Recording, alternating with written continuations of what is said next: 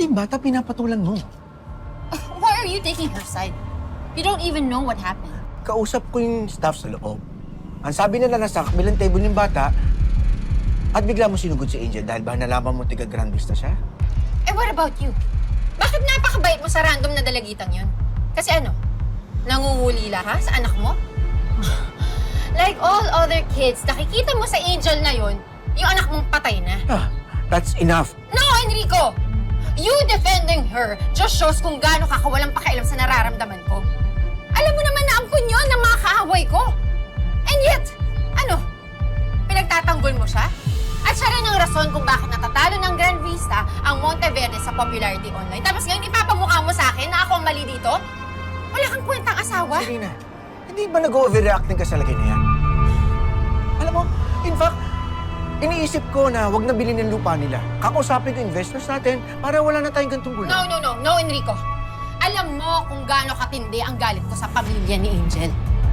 And I will make her life even more miserable. Hindi ako titigil hanggat hindi nalulugi yung pipitsuging resort nila. At hindi mo ako mapipigilan. Serena, saan Ano ka ba? punta? I need space from you. Bukas na ako uuwi. Maghahanap ako ng hotel. Tara na.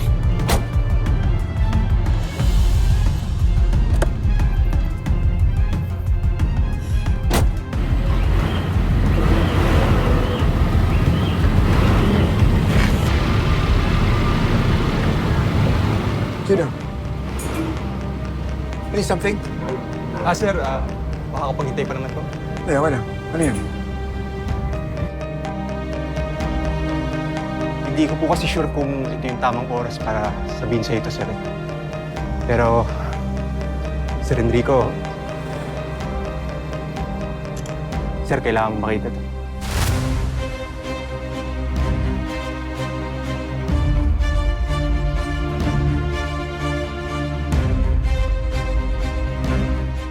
Sir, kailangan makita to.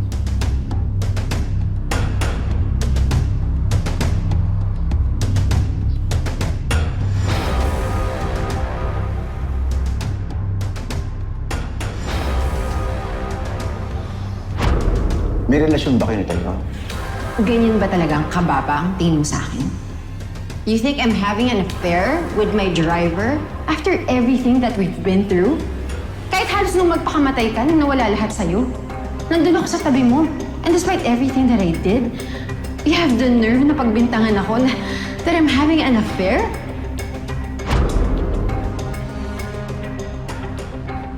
Serena, bakit mo ko nagawang loko eh?